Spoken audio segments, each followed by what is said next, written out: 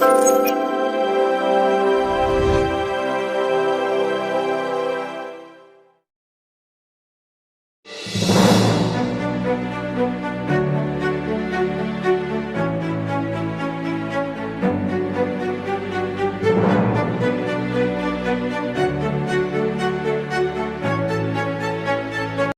పేరు మహేష్.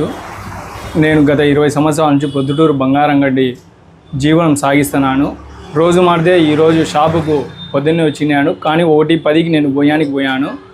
4:15కు వచ్చేసరికల్లా ముందర సెటర్ బీగం వేసినట్టే ఉంది, కానీ లోపల నా డెస్క్లో తాళం పగలగొట్టి చోరీ జరిగినది.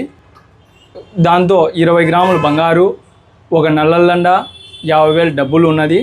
వెంటనే నేను చూసుకొని 1 టౌన్లో వారికి 1 టౌన్ పోలీసు సార్ వాళ్ళకి కంప్లైంట్ ఇచ్చాను. పోలీసులు త్వరగా నాకు న్యాయం చేయాలని కోరుకుంటున్నాను. సీసీ కెమెరాల్లో ఈ వ్యక్తి పైన నాకు అనుమానం ఉంది. ఈ వ్యక్తిని ఎవరైనా గుర్తించితే పోలీసు వారికి తెలియాల్సిందిగా కోరుతున్నాను.